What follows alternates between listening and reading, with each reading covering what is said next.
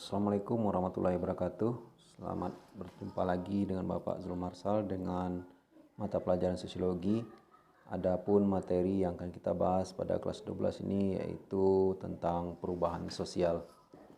Dan sebelum Bapak lanjut, Bapak berharap Anda tetap sabar di rumah dan selalu mematuhi protokol kesehatan.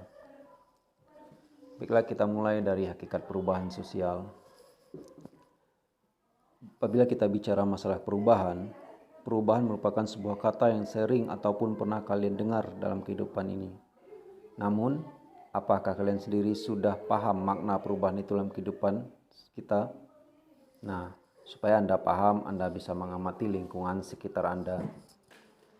Di sini ada gambar untuk sedikit mengantar kita tentang perubahan sosial. Ini merupakan tahapan-tahapan proses perkembangan fisik manusia dan kita pun pernah mengalami perubahan ini.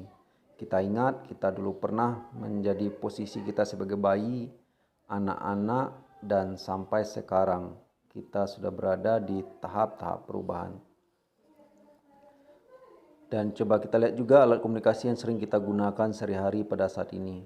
Alat komunikasi itu pun walaupun dia benda mati, dia tidak terlepas dari perubahan itu sendiri. Kita tahu bahwasanya alat komunikasi ini selalu berubah dan selalu berkembang. Oke, materi yang akan kita bahas nanti, satu, pengertian di perubahan sosial, yang kedua, penyebab dari perubahan sosial itu sendiri. Bicara masalah pengertian perubahan sosial, perubahan kita tahu bahwasanya apa itu perubahan merupakan sesuatu yang tidak tetap atau sesuatu hal yang bersifat dinamis.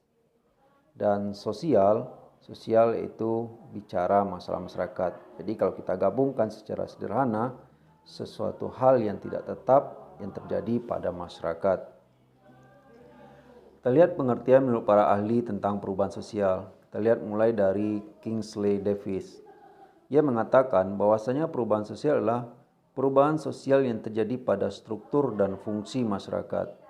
Jadi Kingsley Davis ini menekankan bahwasanya perubahan sosial itu dilihatnya kepada bagian struktur dan fungsi dari masyarakat itu sendiri. Contohnya, apa itu struktur kita udah pernah belajar dulu di kelas 11 ya. Kita contohkan, kita telah mengalami perubahan dari proses kepemimpinan. Dulu kepala sekolah kita Ibu Fitri Kurniasi, sekarang Bapak Ahmad Taifur. Tahukah Anda ketika kepala sekolah kita berganti, Anda boleh lihat struktur, apakah struktur berubah?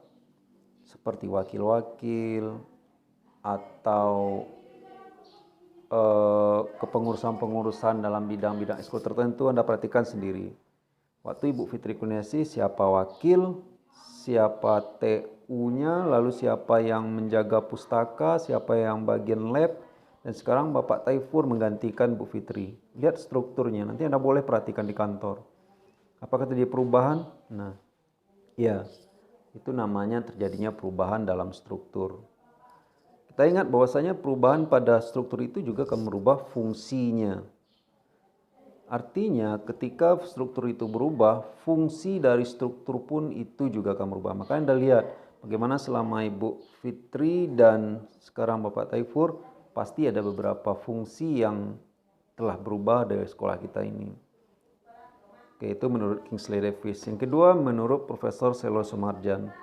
Selo Sumarjan mengatakan perubahan sosial sebagai segala perubahan-perubahan pada lembaga-lembaga kemasyarakatan dalam suatu masyarakat yang mempengaruhi pada sistem sosialnya, termasuk di dalamnya nilai-nilai, sikap, dan pola kelakuan di antara para kelompok-kelompok dalam masyarakat. Nah, kalau Selo Sumarjan menekankan kepada sistem sosial tersebut, di situ bahwasanya ada nilai-nilai dan sikap di antara kelompok. Contohnya, perubahan pada lembaga ekonomi. Kita lihat pertama dari lembaga ekonomi, ketika lembaga ini berubah, maka nilai-nilai dan fungsinya juga akan berubah. Kita kenal bahwasanya yang pertama perekonomian kita mengenal sistem barter atau pertukaran barang. Lalu berubah dengan menggunakan uang. Lalu berubah lagi dengan menggunakan sistem kartu kredit. dan sekarang atau menggunakan beberapa kartu ATM ya, dan sekarang sudah berubah lagi menggunakan online shopping. Nah, seketika lembaga-lembaga itu berubah, maka akan mempengaruhi juga nilai-nilai dalam masyarakat. Apa contoh nilai yang mempengaruhi dalam masyarakat? Kita lihat sekarang ya, sudah banyak kita lihat bahwasanya masyarakat sekarang tidak lagi mengunjungi pasar. Kalau dulu kita lihat pasar itu semarak, rame, dan situ terjadi komunikasi antara pedagang dan pembeli. Sehingga ketika kita ke pasar, suasananya sangat terasa layaknya pasar-pasar yang membuat kita selalu ingin datang. Karena di situ kita akan ketemu dengan banyak orang. Tetapi sekarang karena perubahan lembaga ekonomi, orang sudah mulai malas ke pasar. Mereka lebih senang belanja dengan online shopping. Artinya apa? Ketika lembaga berubah, maka nilai-nilai dalam masyarakat juga berubah. Oke, selanjutnya kita lihat penyebab dari perubahan itu sendiri. Penyebab dari perubahan itu sendiri ada dua penyebab faktornya. Pertama ada faktor penyebab dari dalam masyarakat itu sendiri. Jadi terjadinya perubahan itu karena faktor masyarakat sendiri. Dilihat dari dalam masyarakat itu sendiri ada berapa hal. Satu, bertambah atau berkurangnya jumlah penduduk. Nah, di sini Bapak mencoba memberikan ilustrasinya di Kabupaten Tanjung Jabung Timur. Kabupaten kita usianya masih muda ya. Dan kita lihat nanti, boleh Anda lihat nanti di Badan Statistik Kabupaten kita, berapa jumlah penduduk kita dari tahun ke tahun. Nah, ketika jumlah penduduk kita itu makin lama makin bertambah, itu akan mempengaruhi perubahan-perubahan sosial dalam masyarakat. Yang terdekat kita ambil aja contohnya mungkin di Talang Babat. Di Talang Babat itu dulu jumlah penduduknya sangat sedikit. Malah di situ lebih banyak hutannya dibanding jumlah penduduknya. Sekarang makin lama jumlah penduduknya semakin banyak. Apa yang terjadi di sana? Terjadi banyak perubahan sosial. Sampai sekarang selalu perubahan itu terjadi. Contoh yang paling kecil, dulu kita susah menemukan kafe-kafe mini, tempat tongkrongan minuman, atau kita tidak menemukan kafe-kafe di Talang Babat. Tapi sekarang karena kebutuhan masyarakat semakin banyak, jumlahnya juga semakin banyak, akhirnya sekarang berjamuran kafe-kafe atau tempat makan makanan di Talang Babat tersebut. Yang kedua, penemuan baru atau inovasi. Nah, bicara masalah penemuan baru, sesuatu hal penemuan itu harus diawali dari masyarakat itu sendiri, karena manusialah yang bisa menemukan inovasi tersebut. Inovasi ini bisa melewati dua proses. Pertama disebut dengan discovery. Discovery adalah penemuan unsur kebudayaan yang baru, baik berupa alat ataupun yang berupa gagasan. Nah, sebelum terjadi inovasi ya, jadi harus ada melewati discovery dulu. Discovery itu penemuan awal, penemuan yang pertama sekali sebelum inovasi tersebut atau sebelum produk itu dikenal dan dimanfaatkan oleh masyarakat banyak. Kita contohkan kertas. Kertas yang Anda gunakan itu sekarang apakah itu tiba-tiba ada aja? Tidak. Nanti Anda boleh lihat dari beberapa sumber ya. Kertas itu ditemukan berawal dari proses ketidaksengajaan. Pada suatu ketika salah seorang karyawan di pabrik kertas ya lupa memasukkan zat-zat tertentu kepada kertasnya, sehingga tanpa tidak sengaja tertumpahlah tinta kepada kertas tersebut, sehingga tinta itu menyerap di kertas. Nah, pada saat itu orang baru sadar bahwasanya kertas ini yang dulunya hanya mungkin digunakan untuk pembungkus atau yang lainnya. Orang baru sadar bahwasanya kertas ini bisa untuk menyerap tinta. Artinya apa? Kertas yang kita gunakan sekarang untuk menulis itu berawal dari sebuah proses discovery. Awal pertama sekali ditemukannya kertas untuk bisa menyerap tinta. Jadi nanti Anda lihat beberapa sumber itu berawal dari hal ketidaksengajaan, itu namanya discovery. Yang kedua invention. Invention itu apa? Ketika masyarakat sudah mengakui dan menerima serta menerapkan penemuan baru itu. Artinya apa? Ketika discovery itu mungkin kertas itu masih sangat sederhana. Kapan dia jadi invention? Ketika masyarakat sudah mengenal dan menggunakan dalam kehidupan sehari-hari. Sekarang kita lihat berbagai macam jenis kertas. Mungkin Anda dulu pernah ketika mengirim surat kepada orang yang Anda sukai atau lawan jenis Anda. Lalu Anda cari kertas-kertas yang bergambar, wangi, cantik, motifnya bagus.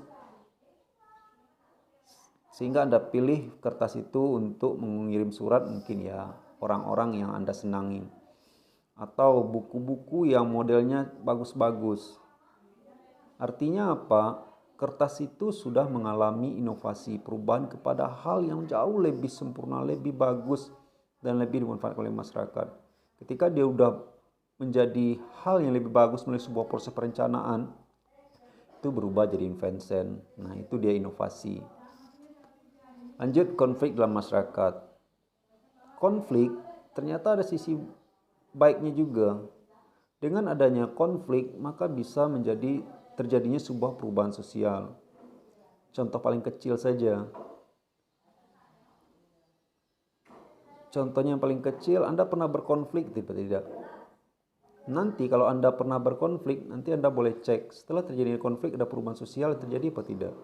Biasanya pasti ada, mungkin kita akan bentuk kesepakatan-kesepakatan baru atau perjanjian-perjanjian baru atau sikap-sikapnya baru. Artinya apa? Konflik bisa menjadikan perubahan sosial. Yang keempat, terjadinya pemberontakan atau revolusi.